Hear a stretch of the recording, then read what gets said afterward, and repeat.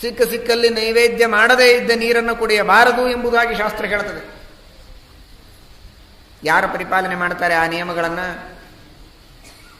ವೇದಗಳ ಅಧ್ಯಯನ ಮಾಡಬೇಕು ಅಂತ ಶಾಸ್ತ್ರ ಇದೆ. ಯಾರು ವೇದಗಳ ಅಧ್ಯಯನ ಮಾಡಿದ್ದಾರೆ?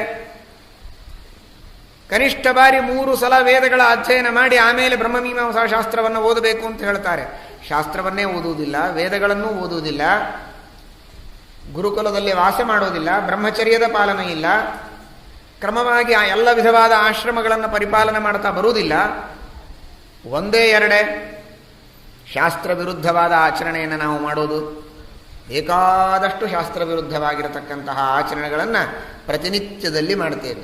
ಇಷ್ಟು ದೇವರು ಬೇಡ ಅಂತ ಹೇಳಿದ್ದನ್ನೇ ಹಠಾತ್ತಾಗಿ ಮಾಡಿ ಯಾವ ಧೈರ್ಯದಿಂದ ನೀನು ದೇವರೆದುರಿಗೆ ಮಾರಿ ತೋರಿಸ್ತೀಯೋ ಅಂತಾರೆ ದಾಸರು. ಯಾವ ಬಾಯಿಯಿಂದ ನೀನು ದೇವರಿಗೆ ಕೇಳ್ತಿದ್ದೀವಿ? ಹೋಗ್ಲಿ, ಮಾರಿ ತೋರಿಸೋದೇ ಕಷ್ಟ, ಅದು ಹೋಗಿ ಅವನಿಗೆ ಮತ್ತೆ ಕೇಳ್ತೀಯಲ್ಲ ನೀನು, ಅದನ್ನು ಕೊಡು ಇದನ್ನು ಕೊಡು ಅಂತ. ಬಾಯಿ ಹೇಗೆ ಬರ್ತದೆ ನಿನಗೆ? ಇಷ್ಟು ಅಹಂಕಾರದಿಂದ ಮೆರೆದು ದೇವರು ಹೇಳಿದ್ದನ್ನ ಮಾಡಿಲ್ಲ, ದೇವರು ಬೇಡ ಅಂತ ಹೇಳಿದ್ದನ್ನು ಮಾಡಿದ್ದಿ. ಇಷ್ಟಿದ್ದಾಗ ನಿನಗೆ ಮುಖ ತೋರಿಸ್ಲಿಕ್ಕೆ ಹೇಗಾಗತ್ತೆ ಅಂತ ನಾನು ಅದಕ್ಕೆ ದೃಷ್ಟಾಂತ ಕೊಡ್ತಾ ಇರ್ತೇನೆ. ದೊಡ್ಡವರು ಮಹಾಜ್ಞಾನಿಗಳು ಬೇಕಾಗಿಲ್ಲ. ಒಬ್ಬ ಸಣ್ಣ ಹುಡುಗ ಹೇಳಿರ್ತಾನೆ, ನನಗೊಂದು ಆಟಿಕೆ ಸಾಮಾನು ತೆಗೆದುಕೊಂಡು ಬನ್ನಿ ನೀವು ಊರಿಗೆ ಹೋದಾಗ ಅಂತ ತಂದೆಗೆ. ಅದನ್ನು ಮರೆತು ಬಿಟ್ಟಿದ್ದ ಅಂತಾದರೆ ಅರ್ಧ ದಾರಿಗೆ ಬಂದದ್ದೇ ನೆನಪಾಯಿತು ಅಂತಂದರೆ ಮತ್ತೆ ಓಡಿ ಹೋಗ್ತಾನೆ. ಮುಂಬೈಯಿಂದ ತಂದಿರೋದಿಲ್ಲ, ಧಾರವಾಡದೊಳಗೆ ಹೋಗಿ ಅಂಗಡಿಯಿಂದ ತಂದು ಮುಂಬೈಯಿಂದ ತಂದೀನಿ ಅಂತ ಸುಳ್ಳು ಹೇಳಿ ತೋರಿಸ್ತಾನೆ. ಯಾಕೆ ಅಂದರೆ ಮಗನಿಗೆ ಮುಖ ಹೇಗೆ ತೋರಿಸಲಿ ನಾನು? ಅವನು ತಗೊಂಡು ಬಾ ಅಂತ ಹೇಳಿದ ಪದಾರ್ಥ ತರದೆ ಮಗನಿಗೆ ಮುಖ ಹೇಗೆ ತೋರಿಸಲಿ ಎನ್ನುವಷ್ಟು ನಾಚಿಕೆ ಇವನಿಗಿದೆ. ಇದೇ ವ್ಯಕ್ತಿ ದೇವರಿಗೆ ಮುಖ ಹೇಗೆ ತೋರಿಸ್ತಾನೆ? ತಾನೇ ಕೊಟ್ಟು ಬೆಳೆಸಿದ ತನ್ನ ಕೂಸಿನ ಮಾತನ್ನು ಕೇಳದೇ ಇದ್ದಾಗ ಇವನಿಗೆ ಮುಖ ತೋರಿಸಲಿಕ್ಕೆ ನಾಚಿಕೆಯಾಯಿತು. ತನ್ನನ್ನು ಬೆಳೆಸಿದ ತನಗೇ ಸರ್ವಸ್ವವನ್ನು ಕೊಟ್ಟಂತಹ ಭಗವಂತನು ಹೇಳಿದ ಮಾತನ್ನು ಕೇಳದೇ ಇದ್ದಾಗ ಭಗವಂತನಿಗೆ ಮುಖ ತೋರಿಸಲಿಕ್ಕೆ ಹೇಗೆ ಸಾಧ್ಯ? ಅದಕ್ಕಾಗಿ ಭಿನ್ನ ಮಾಡೋದಕ್ಕಿಂತಲೂ ಅವನು ಸರ್ವಜ್ಞನಾದವನು, ನನಗೆ ಬೇಕಾದದ್ದನ್ನೆಲ್ಲ ಕೊಟ್ಟೇ ಕೊಡ್ತಾನೆ ಎನ್ನುವ ವಿಶ್ವಾಸದಿಂದ ನಿನ್ನ ಪ್ರೀತಿಯನ್ನು ಕೊಡು, ನಿನ್ನ ಅನುಗ್ರಹವನ್ನು ಕೊಡು ಅಂತ ಒಂದನ್ನೇ ಕೇಳಿಬಿಡಿ, ಅದರೊಳಗೆಲ್ಲ ಬಂದು ಹೋಗ್ತದೆ. ಕಿಮಲಭ್ಯಂ ಭಗವತಿ ಪ್ರಸನ್ನೇ ಶ್ರೀನಿಕೇತನೆ. ಆ ಪರಮಾತ್ಮ ಪ್ರಸನ್ನನಾದ ಅಂದರೆ ಎಲ್ಲವೂ ತನ್ನಷ್ಟಕ್ಕೆ ತಾನೇ ನಮಗೆ ಸಿಗತ್ತೆ. ನಾವ್ಯಾಕೆ ಪ್ರತ್ಯೇಕವಾಗಿ ಆ ಭಗವಂತನಿಗೆ ಬಾಯಿ ಬಿಟ್ಟು ಕೇಳಬೇಕಾದದ್ದು ಎಂಬುದಾಗಿ ದಾಸರು ನಮಗೆ ತಿಳಿಸ್ತಾರೆ. ಅಲ್ಲದೆ ಆ ಪರಮಾತ್ಮನಲ್ಲಿ ನಾವು ಏನು ಕೇಳಬೇಕು, ಯಾವುದು ಕೇಳಿದರೆ ನಮಗೆ ಒಳ್ಳೆಯದಾಗತ್ತೆ ಅಂತನ್ನುವುದು ನಮಗೆ ಖಾತ್ರಿ ಇದೆ ಅಂತ ಭಗವಂತನ ಹತ್ರ ನಮಗೆ ಬೇಡಲಿಕ್ಕೆ ಸಾಧ್ಯ. ಪರಮಾತ್ಮನ ಹತ್ತಿರ ನಾವು ಬೇಡಬೇಕಾದರೆ ಐಶ್ವರ್ಯ ಬೇಡಬೇಕೆ, ಮಕ್ಕಳಾಗಲಿ ಅಂತ ಬೇಡಬೇಕೆ, ಮದುವೆಯಾಗಲಿ ಅಂತ ಬೇಡಬೇಕೆ, ಅಧಿಕಾರ ಬೇಡಬೇಕೆ? ಇತಿಹಾಸದ ಪುಟಗಳನ್ನು ತೆಗೆದು ನೋಡಿದರೆ ಎಲ್ಲವೂ ಅನರ್ಥ ಮಾಡಿದ್ದುಂಟು, ಯಾವಾಗ ಕೆಲವರಿಗೆ ಒಳ್ಳೆಯದು ಮಾಡಿದ್ದು ಉಂಟು. ನನಗೆ ಐಶ್ವರ್ಯ ಬಂದರೆ ನನಗೆ ಒಳ್ಳೆಯದೇ ಆಗತ್ತೆ ಅಂತ ಖಾತ್ರಿ ಇಲ್ಲ, ಮದುವೆಯಾದರೆ ಒಳ್ಳೆಯದೇ ಆಗತ್ತೆ ಅಂತ ಖಾತ್ರಿ ಇಲ್ಲ, ಮಕ್ಕಳಿಂದ ಒಳ್ಳೆಯದಾಗತ್ತೆ ಅಂತ ಖಾತ್ರಿ ಇಲ್ಲ, ತಂದೆಯಿಂದ ಇಲ್ಲ, ತಾಯಿಯಿಂದ ಇಲ್ಲ. ಜಗತ್ತಿನೊಳಗಿನ ಯಾವ ಬಂಧು ಬಾಂಧವರು, ಯಾವ ಪದಾರ್ಥಗಳು ಕೂಡ ನಮಗೆ ಒಳ್ಳೆಯದನ್ನೇ ಮಾಡುತ್ತೆ ಎನ್ನುವುದಿಲ್ಲ. ಒಳ್ಳೆಯದನ್ನೇ ಮಾಡ್ತಾನೆ ಎನ್ನುವಂತಹ ವ್ಯಕ್ತಿ ಒಬ್ಬನೇ ಒಬ್ಬ. ಅಸ್ಮದಿಷ್ಟೈಕ ಕಾರ್ಯಾಯ ಪೂರ್ಣಾಯ ಹರಯೇ ನಮಃ. ನಮಗೆ ಇಷ್ಟವಾದದ್ದನ್ನೇ ಮಾಡ್ತಾನೆ, ಒಳ್ಳೆಯದನ್ನೇ ಮಾಡ್ತಾನೆ ಎಂದರೆ ಭಗವಂತನೊಬ್ಬನೇ. ನಮಗೆ ಕಷ್ಟಗಳನ್ನು ಕೊಟ್ಟಂತೆ ತೋರ್ತದೆ ಜೀವನದೊಳಗೆ. ನಮ್ಮ ಪೂರ್ವಕರ್ಮಕ್ಕನುಗುಣವಾಗಿ ಭಗವಂತ ನಮಗೆ ಕಷ್ಟಗಳನ್ನು ಕೊಟ್ಟರೂ ಕೂಡ ನಾವು ತಿದ್ದಿಕೊಂಡು ತಪ್ಪುಗಳನ್ನು ಮಾಡದೆ ಸನ್ಮಾರ್ಗದಲ್ಲಿ ನಡೆಯೋದಕ್ಕೋಸ್ಕರ ಕಷ್ಟಗಳನ್ನು ಕೊಟ್ಟಿರ್ತಾನೆ. ನಮ್ಮ ಕರ್ಮಗಳಿಗೆ ಅನುಗುಣವಾಗಿ ದೇವರು ನಮಗೆ ಕಷ್ಟ ಕೊಡಬೇಕಾದರೆ ಭಾರೀ ಕಷ್ಟ ಕೊಡಬೇಕು ನಿಜವಾಗಿ. ಆದರೆ ಅದನ್ನೆಲ್ಲ ರೆಡ್ಯೂಸ್ ಮಾಡಿ ಮಾಡಿ ಮಾಡಿ ಮಾಡಿ ಅತ್ಯಲ್ಪ ಕಷ್ಟವನ್ನು ನಮಗೆ ದಕ್ಕೋ ಹಾಗೆ ಎಷ್ಟು ಬೇಕೋ ಅಷ್ಟನ್ನೇ ಚೂರು ಚೂರು ಕೊಡ್ತಾನೆ, ಒಂದೇ ಸಲಕ್ಕೆ ಕೊಡುವುದಿಲ್ಲ. ನಾವು ಮಾಡಿದ ಪಾಪ ಎಷ್ಟಿದೆ ಅಂದರೆ ಹೇಳಲಿಕ್ಕೆ ಸಾಧ್ಯ ಇಲ್ಲ. ಅಷ್ಟು ಪಾಪದಿಂದ ನಾವು ಒದ್ದಾಡೋದಾಗಿದ್ದರೆ ನಾವು ನೀರಿಲ್ಲದೆ ತಿನ್ನಲಿಕ್ಕಿಲ್ಲದೆ ಒದ್ದಾಡಿ ಎಂದೋ ಸತ್ತು ಹೋಗಬೇಕು. ಆದರೆ ಪರಮಾತ್ಮ ಹಾಗೆ ಮಾಡುವುದಿಲ್ಲ. ಆ ಪಾಪಗಳನ್ನು ವಿಭಾಗ ಮಾಡ್ತಾನೆ. ಚೂರು ಚೂರು ಚೂರು ಚೂರು ಮಧ್ಯದಲ್ಲಿ ಆ ಪಾಪದ ಫಲವನ್ನು ಕೊಡ್ತಾನೆ. ಒಂದು 4 ದಿವಸ ನೀರು ಕಟ್ ಮಾಡ್ತಾನೆ, ಮತ್ತೆ ನೀರು ಕೊಡ್ತಾನೆ. ಎಲ್ಲ ಪಾಪವನ್ನು ಸೇರಿಸಿ ಒಂದೇ ಸಲ ನಿನಗೆ ನೀರು ಕೊಡೋದಿಲ್ಲ, ಬಂದ್ ಮುಗದೇ ಹೋಯ್ತು, ಸತ್ಯ ಹೋಗ್ಬೇಕಲ್ಲ, ಹಾಗೆ ಮಾಡುವುದಿಲ್ಲ. ಆ ಪಾಪ ಸ್ವಲ್ಪ ಪುಣ್ಯ, ಒಂದು ಸ್ವಲ್ಪ ಪಾಪ ಒಂದು ಸ್ವಲ್ಪ ಪುಣ್ಯ, ಹೀಗೆ ಜೋಡಿಸಿ ಜೋಡಿಸಿ ಪರಮಾತ್ಮ ನಮಗೆ ಹಿತವಾಗುವಂತೆ ಕೊಡ್ತಾನೆ. ಬರೀ ಕಹಿಯಾದ ಔಷಧಿಯನ್ನು ಕೊಡದೆ ಸಿಹಿಯನ್ನು ಕಹಿಯನ್ನು ಸೇರಿಸಿ ಮೆಲ್ಲಗೆ ಔಷಧಿಯನ್ನು ತಿನ್ನಲಿಕ್ಕೆ ಕೊಡುವಂತೆ ನಮಗೆ ಈ ದಂಡವೆಂಬ ಔಷಧಿಯನ್ನು ದೇವರು ಕೊಡಲೇಬೇಕು ನಾವು ಮಾಡಿದ ತಪ್ಪಿಗೆ. ಆದರೆ ಒಂದೇ ಸಲಕ್ಕೆ ಕೊಡುವುದಿಲ್ಲ, ನಮಗೆ ಸಹನೆಯಾಗುವ ರೀತಿಯಲ್ಲಿ ಭಗವಂತ ಕೊಡ್ತಾನೆ.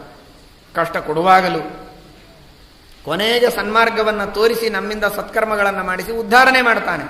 ಇಂತಹ ಇಷ್ಟವನ್ನೇ ಕೊಡತಕ್ಕಂತಹ ಪರಮಾತ್ಮನುಂಟಲ್ಲ, ಅವನೇ ನಿಜವಾಗಿ ಹಿತನಾದವನು, ನಿಜವಾಗಿ ಇಷ್ಟನಾದವನು. ಅವನನ್ನೇ ನಾವು ಬೇಡಬೇಕು, ಅವನ ಅನುಗ್ರಹವನ್ನೇ ಬೇಡಬೇಕು. ಅಂದರೆ ನಮಗೆ ವಿಜಯ, ಅಂದರೆ ನಮ್ಮ ಉದ್ಧಾರ. ಕೃಷ್ಣನನ್ನ ಬೇಡಿದ ಅರ್ಜುನ ಗೆದ್ದ, ಕೃಷ್ಣ ಬೇಡ ಸೈನ್ಯ ಮಾತ್ರ ಬೇಕು ಅಂತ ಬೇಡಿದ ದುರ್ಯೋಧನ ಬಿದ್ದ. ಅದರಂತೆ ಇನ್ನಿತರ ಅಪೇಕ್ಷೆಗಳನ್ನು ನಾವು ಭಗವಂತನ ಎದುರಿಗೆ ಕೇಳಿದರೆ ಜೀವನದಲ್ಲಿ ನಮಗೆ ಪರಾಜಯ. ದೇವರೇ ಬೇಕು, ದೇವರ ಅನುಗ್ರಹವೇ ಸಾಕು ಅಂತ ಬೇಡಿದರೆ ನಮಗೆ ವಿಜಯ ಎಂಬಂತಹ ಮಾತನ್ನ ಭೀಮಸೇನ ದೇವರು ನಮಗೆ ತಿಳಿಸ್ತಾ ಇದ್ದಾರೆ. ಆ ರೀತಿಯಲ್ಲಿ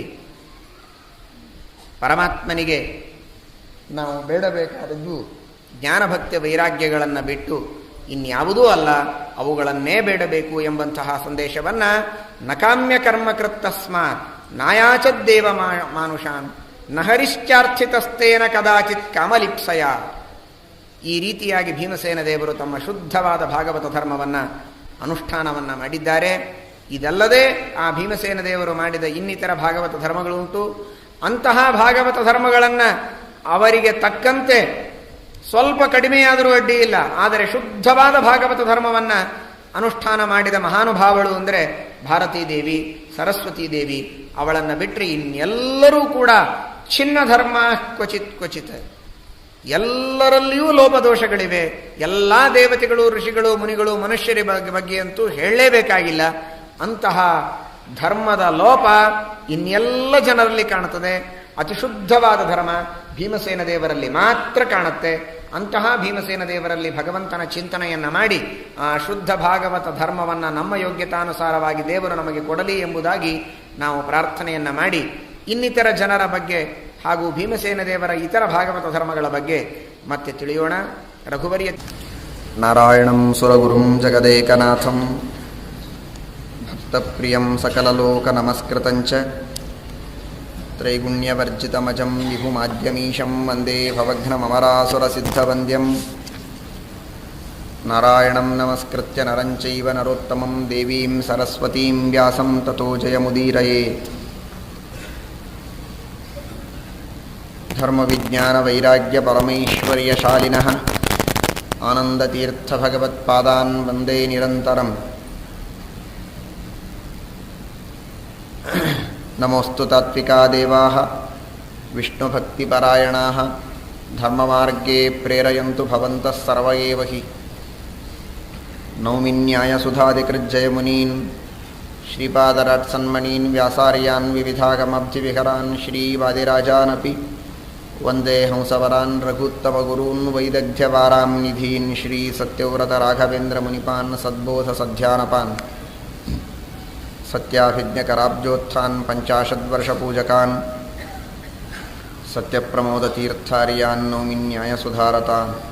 ಶ್ರೀ ಗುರುಭ್ಯೋ ನಮಃ. ಹರಿ ಓಂ. ಹರಿ ಓಂ. ಹರಿ ಓಂ.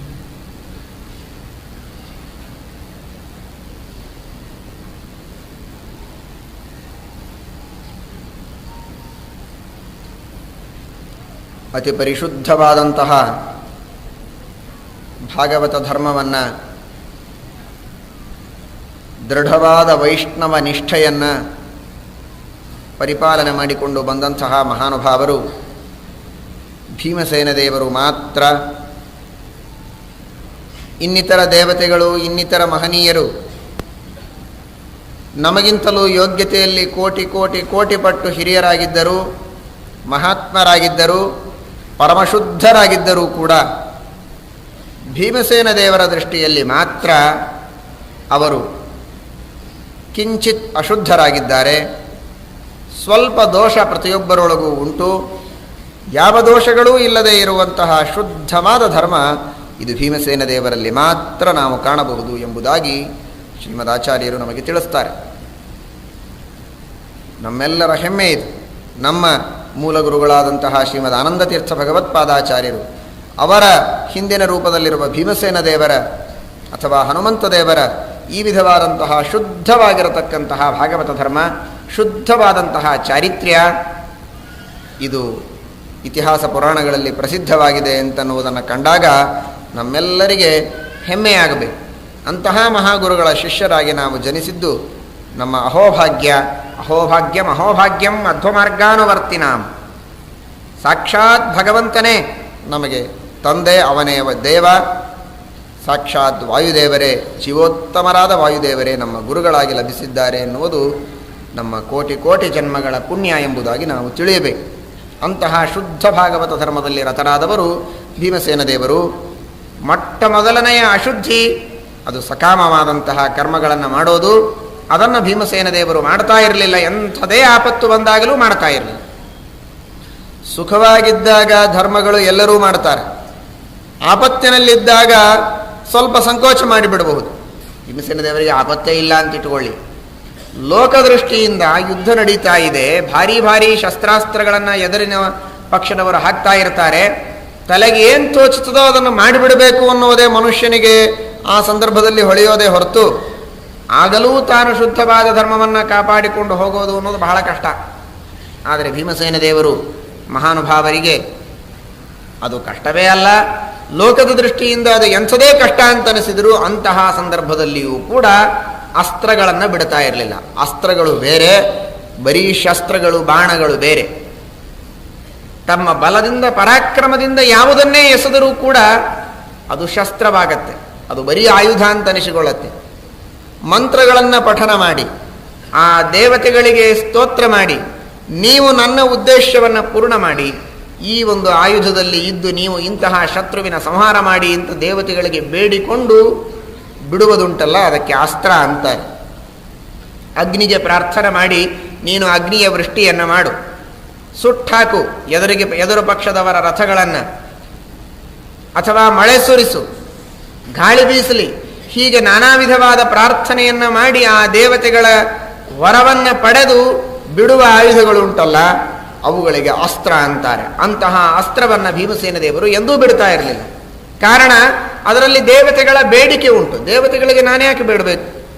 ನನ್ನ ಸ್ವಾಭಾವಿಕವಾದ ಭಗವದ್ ಅನುಗ್ರಹದಿಂದ ದತ್ತವಾದ ಬಲ ಇರ್ತಾ ಇರುವಾಗ ನಾನು ದೇವತೆಗಳಿಗೆ ಬೇಡುವುದರ ಅಗತ್ಯ ಏನಿದೆ? ನಾನು ಬೇಡುವುದಿಲ್ಲ ಅನ್ನುವ ರೀತಿಯಲ್ಲಿ ಭೀಮಸೇನ ದೇವರು ಎಂದಿಗೂ ಕಾಮ್ಯವಾದಂತಹ ಅಸ್ತ್ರಗಳನ್ನು ಬಿಡ್ತಾ ಇರಲಿಲ್ಲ. ಇನ್ನು ಉಳಿದ ಹೊತ್ತಿಗೆ ಕಾಮ್ಯ ಕರ್ಮ ಮಾಡ್ತಾ ಇರಲಿಲ್ಲ, ಯಜ್ಞಯಾಗ ಮಾಡ್ತಾ ಇರಲಿಲ್ಲ. ಇಷ್ಟೇ ಅಲ್ಲ, ಯುದ್ಧದ ಸಂದರ್ಭದಲ್ಲಿಯೂ ಕಾಮ್ಯವಾದ ಅಸ್ತ್ರಗಳನ್ನು ಬಿಡದೇ ಇದ್ದಂತಹ ಮಹಾನುಭಾವರು ಭೀಮಸೇನ ದೇವರು. ನಾಣ್ಯ ದೇವಾಹ ನತಾಸ್ತೇನ ಕದಾಚಿತ್ ಕಾಮಲಿಪ್ಸಯ. ಯಾವ ದೇವತೆಗಳಿಗೂ ಕೂಡ ತಲೆಬಾಗಿ ನಮಸ್ಕಾರ ಮಾಡಲಿಲ್ಲ. ವಿಷ್ಣುವಿಗೇನೇ ನಮಸ್ಕಾರ ಮಾಡುವುದು, ಮಹಾಲಕ್ಷ್ಮಿಗೆ ಮಾತ್ರ ನಮಸ್ಕಾರ ಮಾಡುವುದೇ ಹೊರತು ಇನ್ನೊಬ್ಬರಿಗೆ ನಮಸ್ಕಾರ ಎಂದಿಗೂ ಮಾಡಲಿಲ್ಲ ಭೀಮಸೇನ ದೇವರು. ನೀವು ಅನ್ಬಹುದು ಇದೇನು ದೊಡ್ಡದು ಅಂತ. ನಮ್ಮ ಮಕ್ಕಳಿಗೆ ನಾವು ನಮಸ್ಕಾರ ಮಾಡುವುದಿಲ್ಲ,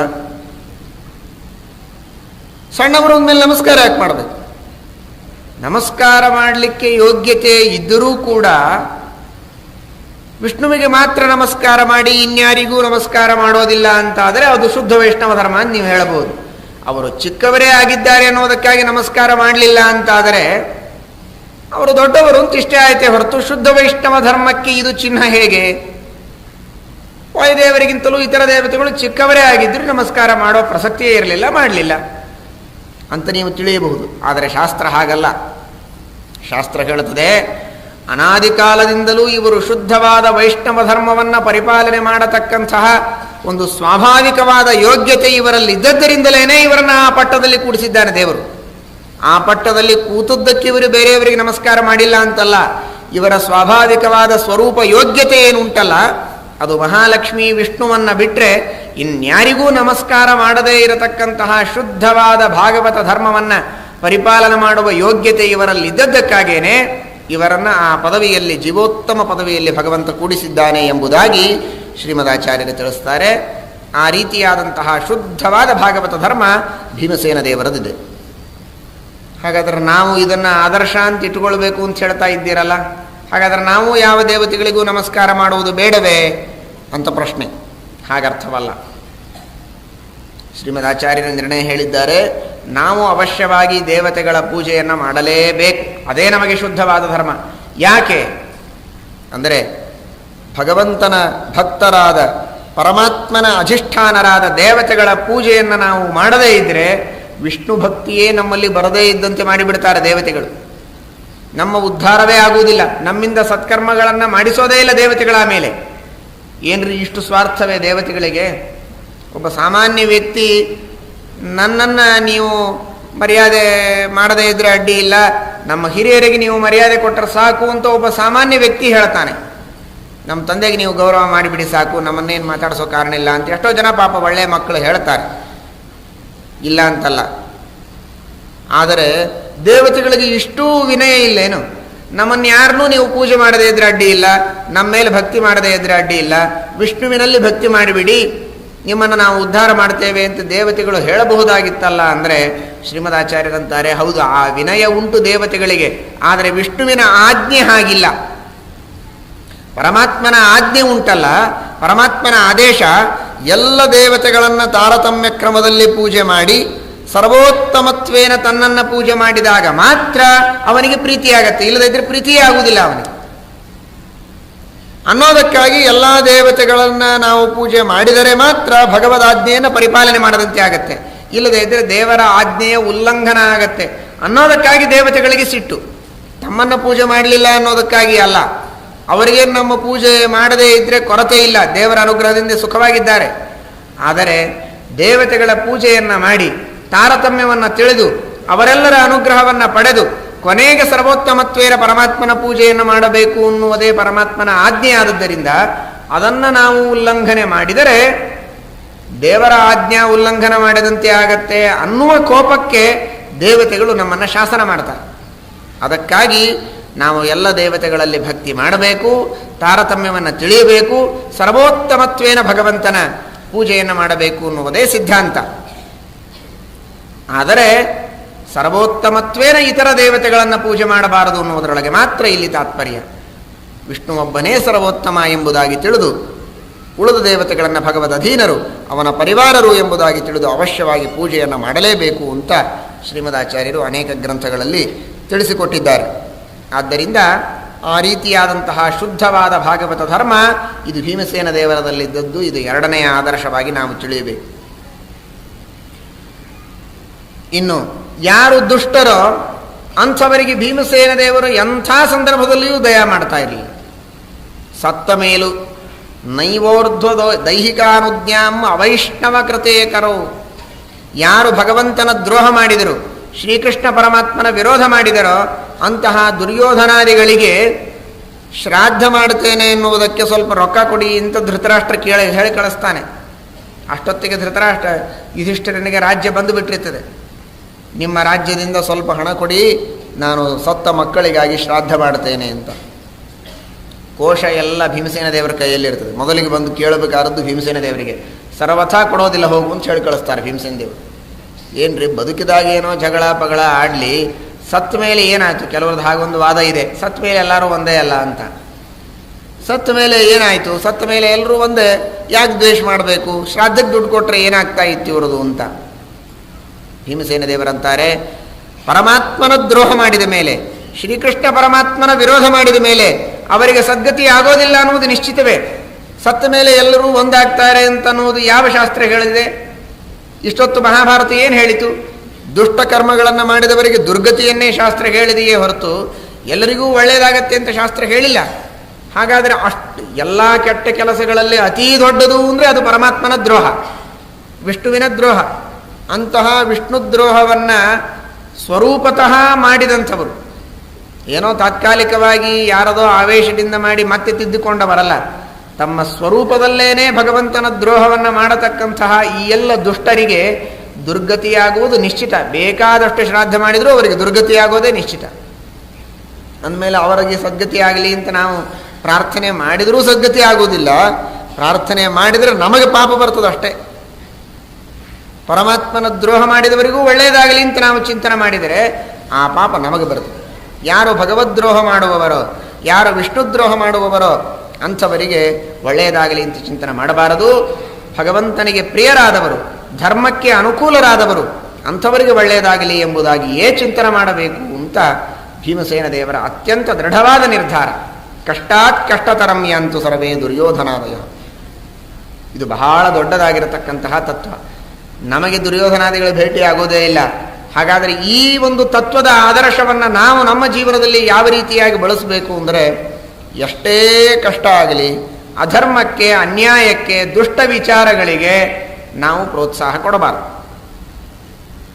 ಪ್ರತ್ಯಕ್ಷವಾಗಿ ಪರೋಕ್ಷವಾಗಿ ಶಾಸ್ತ್ರ ವಿರುದ್ಧವಾದ ವಿಚಾರಗಳಿಗೆ, ಭಗವಂತನ ವಿರುದ್ಧವಾಗಿರತಕ್ಕಂತಹ ಆಚಾರ ವಿಚಾರಗಳಿಗೆ ಯಾವ ಸಂದರ್ಭದಲ್ಲಿಯೂ ನಮ್ಮ ಪ್ರೋತ್ಸಾಹನೇ ಇರಬಾರದು. ಅದಕ್ಕೆ ಅವಶ್ಯವಾಗಿ ಖಂಡನೆ ಮಾಡಬೇಕು, ಪ್ರತಿಭಟನೆ ಮಾಡಬೇಕು. ಧರ್ಮಕ್ಕೆ, ಶಾಸ್ತ್ರಕ್ಕೆ, ಭಗವಂತನ ಆಜ್ಞೆಗೆ ಯಾವುದು ಸಮ್ಮತವೋ ಅದನ್ನೇ ನಾವು ಪ್ರತಿಪಾದನೆ ಮಾಡಬೇಕೇ ಹೊರತು ಶಾಸ್ತ್ರ ವಿರುದ್ಧವಾದ ಆಚರಣೆಗೆ ನಾವು ಲೌಕಿಕ ಕಾರಣಗಳಿಗಾಗಿ ಒಗ್ಗುವುದು ಸರಿಯಲ್ಲ ಅಂತ ಹೇಳ್ತಾರೆ. ಭಾಗವತ ತಾತ್ಪರ್ಯದಲ್ಲಿ ಈ ಮಾತನ್ನು ಶ್ರೀಮದಾಚಾರ್ಯರು ಬಹಳ ಸುಂದರವಾಗಿ ಹೇಳಿದ್ದಾರೆ. ಇವತ್ತಿನ ಜಗತ್ತಿನೊಳಗೆ ನಾವು ಬಹಳ ಸರಳವಾಗಿ ಅಡ್ಡಹಾದಿಗೆ ಹೋಗಿಬಿಡ್ತೇವೆ. ಅಲೌಕಿಕಂತು ಶಾಸ್ತ್ರೀಯಂ ಕರ್ತವ್ಯಂ ಲೌಕಿಕಂಕುತಃ ಅಂತ ಹೇಳ್ತಾರೆ. ಲೋಕಾರ್ಥಂ ಶಾಸ್ತ್ರ ಯಾತಿ ನಿರಯಂ ಯಾತ್ಯ ಸಂಶಯಂ. ಕೆಲವುದು ಲೌಕಿಕನೂ ಆಗಿರ್ತದೆ, ಶಾಸ್ತ್ರೀಯನೂ ಆಗಿರ್ತದೆ, ಅದನ್ನು ಅವಶ್ಯವಾಗಿ ಮಾಡಬೇಕು. ಕೆಲವು ಸಲ ಅಲೌಕಿಕವಾಗಿರ್ತದೆ, ಲೋಕವಿರುದ್ಧ ಅಂತ ಅನಿಸ್ತದೆ, ಆದರೆ ಶಾಸ್ತ್ರೀಯವಾಗಿರ್ತದೆ. ಶಾಸ್ತ್ರೀಯವಾದದ್ದನ್ನೇ ಮಾಡಬೇಕು ಅಂತಂತಾರೆ ಆಚಾರ್ಯರು.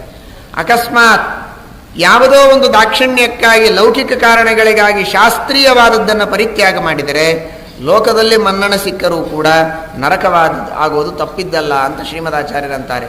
ಲೋಕಾರ್ಥಂ ಶಾಸ್ತ್ರ ಯಾತಿ. ಲೋಕಕ್ಕಾಗಿ ಶಾಸ್ತ್ರದ ಪರಿತ್ಯಾಗ ಮಾಡಿದರೆ ನರಕವಾಗುವುದು ನಿಶ್ಚಿತ ಅಂತ ಶ್ರೀಮದಾಚಾರ್ಯರು ಭಾಗವತ ತಾತ್ಪರ್ಯದಲ್ಲಿ ತಿಳಿಸಿದ್ದಾರೆ. ಆದ್ದರಿಂದ ಆ ವಿಧವಾದ ಯಾವುದೋ ಲೌಕಿಕವಾದ ಸುಖಕ್ಕೆ, ಲೌಕಿಕವಾದ ಕಾರಣಕ್ಕಾಗಿ ಶಾಸ್ತ್ರೀಯವಾಗಿರತಕ್ಕಂತಹ ತತ್ವಗಳಿಗೆ ವಿರುದ್ಧವಾದದ್ದನ್ನು ಕೂಡ ನಾವು ಪ್ರಚಾರ ಮಾಡುವುದಾಗಲಿ, ಶಾಸ್ತ್ರ ವಿರುದ್ಧವಾದಂತಹ ಆಚರಣೆಗಳಿಗೆ ಪ್ರೋತ್ಸಾಹನೆ ನೀಡುವುದಾಗಲಿ ನಾವು ಮಾಡಿದರೆ ಆ ಪಾಪದೊಳಗೆ ನಮಗೂ ಶೇರು ಸಿಗತ್ತೆ, ನಾವು ಪಾಪಭಾಗಿಗಳಾಗತ್ತೆ. ಆದ್ದರಿಂದ ಸರ್ವಥಾ ಆ ರೀತಿಯಾಗಿ ಮಾಡಬಾರದು. ಆ ಪಾಪ ನಿಲ್ತದೋ ನಿಲ್ಲೋದಿಲ್ಲೋ ಆ ವಿಷಯ ಬೇರೆ. ವಿದುರ ಮಾಡಿದನಲ್ಲ ಆ ಕೆಲಸ, ಆ ಮಟ್ಟದಲ್ಲಿ ವಿದುರನು ಭಾಗವತ ಧರ್ಮ ಪರಿಪಾಲನೆ ಮಾಡಿದ. ಕೆಲವು ಸಲ ತಪ್ಪಿದ ಆ ಮಾತಿರಲಿ. ದುರ್ಯೋಧನಾದಿಗಳು, ಧೃತರಾಷ್ಟ್ರಾದಿಗಳು ಕೇಳದೇ ಇರಲಿ, ಈ ದ್ಯೂತ ಇದು ಅಧರ್ಮ, ದ್ರೌಪದಿಯ ವಸ್ತ್ರಾಪಹರಣ ನೀವು ಮಾಡ್ತಾ ಇರುವುದು ಇದು ಅನ್ಯಾಯ, ಇದು ಅಧರ್ಮ, ಇದು ಅಬದ್ಧ, ಇದರಿಂದ ನಿಮಗೆ ಅನರ್ಥ ಇದೆ, ನೀವೆಲ್ಲರೂ ನಾಶವಾಗಿ ಹೋಗ್ತೀರಿ ಅಂತ ಧೈರ್ಯದಿಂದ ಹೇಳಿ. ಅವರು ಕೇಳದೇ ಇರಲಿ, ಅವನು ಬಚಾವಾಗ. ಅದನ್ನು ನೋಡ್ತಾ ಸುಮ್ಮನೆ ಕುಳಿತರೆ ಆ ನೋಡಿದವರಿಗೂ ಆ ಪಾಪ ಬಂತು. ಪಾಪ ಅಂತೂ ನಿಲ್ಲೋದಿಲ್ಲ. ನಾವು ಒದರೆ ಏನು ಪ್ರಯೋಜನ ಅಂತ ಅನ್ನಬಾರದು. ನಾವು ಒದರೋದರಿಂದ ನಮಗಾದರೂ ಪಾಪ ಬರೋದು ಉಳಿತದೆ ಅಷ್ಟೇ. ಅದನ್ನು ನೋಡಿ ಸುಮ್ಮನೆ ಕೂಡೋದರಿಂದ ಏನು ಪಾಪ ಬರಬೇಕೋ ಆ ಪಾಪವಾದರೂ ನಮಗೆ ಬರೋದಿಲ್ಲ ಅನ್ನೋದಕ್ಕಾಗಿ ಅಧರ್ಮವನ್ನು, ಅನ್ಯಾಯವನ್ನು, ಭಗವದ್ ವಿರೋಧಿಯಾದಂತಹ ಚಟುವಟಿಕೆಗಳನ್ನು ಪ್ರತಿಭಟಿಸಲೇಬೇಕು ಎಂಬುದಾಗಿ ಈ ಭೀಮಸೇನ ದೇವರ ಒಂದು ತತ್ವವನ್ನು ನಾವು ಆದರ್ಶವಾಗಿ ಇಟ್ಟುಕೊಳ್ಳಬೇಕು. ಪರೋಕ್ಷೇಪಿ ಹರಿರ್ನಿಂದಾಂ ಕೃತೋ ಜಿಹ್ವಾಂ ಶಿನತ್ತಿ ಚ. ತಮ್ಮ ಅಪ್ರತ್ಯಕ್ಷವಾಗಿಯೂ ಭಗವಂತನ ನಿಂದೆ ಮಾಡಿದಂಥವರ ನಾಲಿಗೆಯನ್ನು ಕತ್ತರಿಸ್ತಾ ಇದ್ದಾರೆ. ಎಂದಿಗೂ ತಾವಾದರೂ ನಾಶ ಮಾಡ್ತಾ ಇದ್ದಾರೆ, ಇಲ್ಲ ತನ್ನ ಶಿಷ್ಯರಾದ ತಮ್ಮ ಅಧೀನರಾದ ಅರ್ಜುನಾದಿಗಳಿಂದಾದರೂ ಸಂಹಾರ ಮಾಡಿಸ್ತಾರೆ ಹೊರತು ಪರಮಾತ್ಮನ ದ್ರೋಹ ಮಾಡಿದವರಿಗೆ ಯಾರಿಗೂ ಸಹನ ಮಾಡಿಲ್ಲ. ನಮಗನಿಸ್ತದೆ ಪರಮಾತ್ಮನ ದ್ರೋಹ ಮಾಡಿದವರು ನೇರವಾಗಿ ದುರ್ಯೋಧನ, ದುಶ್ಯಾಸನ ಇವರೊಂದು 4 ಜನ ಮಾಡಿರ್ಬೋದು. ಇನ್ನು 100 ಜನ ಏನು ಮಾಡಿದ್ರು? ಗಾಂಧಾರಿ ಇದೇ ಕೇಳ್ತಾಳೆ. ತೊಡೆ ತೋರಿಸಿದಂತಹ ದುರ್ಯೋಧನನ ತೊಡೆ ಸೀಳಿದಿ ಪರವಾಗಿಲ್ಲ, ಸೀರೆ ಸೆಳೆದಂತಹ ದುಶ್ಯಾಸನನ ಎದೆ ಸೀಳಿ ಮತ್ತು ರಕ್ತವನ್ನು ಪಾನ ಮಾಡಿದಂತೆ ತೋರಿಸಿದಿ ಪರವಾಗಿಲ್ಲ, ಇನ್ನು ಉಳಿದವರೆಲ್ಲ ಏನು ಮಾಡಿದ್ರು? ತಮ್ಮ ಪಾಡಿಗೆ ತಾವಿದ್ರಲ್ಲ ಅಂತ ಭೀಮಸೇನ ದೇವರಂತಾರೆ.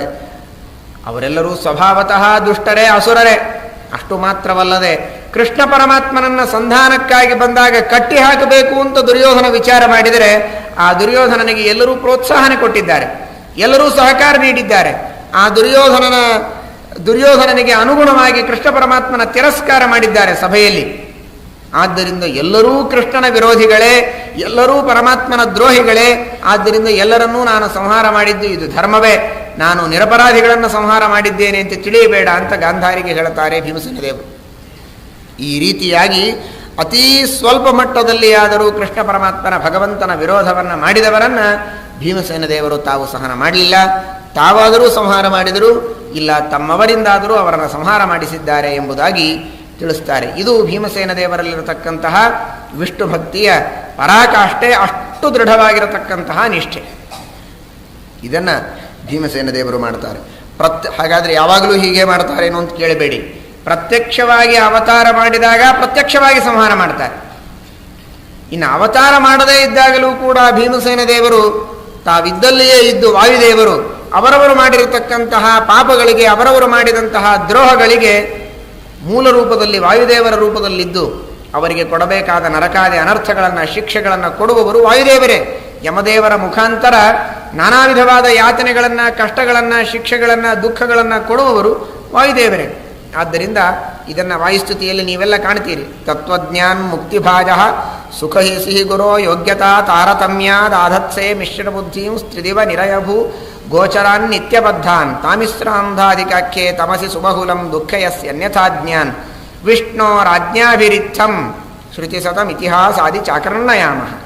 ತ್ರಿವಿಧ ಜೀವರಾಶಿಗಳಿಗೆ ತ್ರಿವಿಧವಾದ ಗತಿಯನ್ನು ಕೊಡತಕ್ಕಂಥವರು ವಾಯುದೇವರೇ ಎಂಬುದಾಗಿ ಇತಿಹಾಸ ಪುರಾಣಾದಿಗಳಲ್ಲಿ ವೇದಗಳಲ್ಲಿ ಹೇಳಿದೆ ಎಂಬ ಮಾತನ್ನು ತ್ರಿವಿಕ್ರಮ ಪಂಡಿತಾಚಾರ್ಯರು ಸ್ತೋತ್ರ ಮಾಡಿದ್ದಾರೆ. ಆದ್ದರಿಂದ ಎಲ್ಲ ಸಂದರ್ಭದಲ್ಲಿಯೂ ಭಗವದ್ರೋಹಿಗಳನ್ನು ಹಿಂಸೆ ಮಾಡುವವರು, ನಾಶ ಮಾಡುವವರು, ಅವರಿಗೆ ದಂಡ ಕೊಡುವವರು ವಾಯುದೇವರೇ.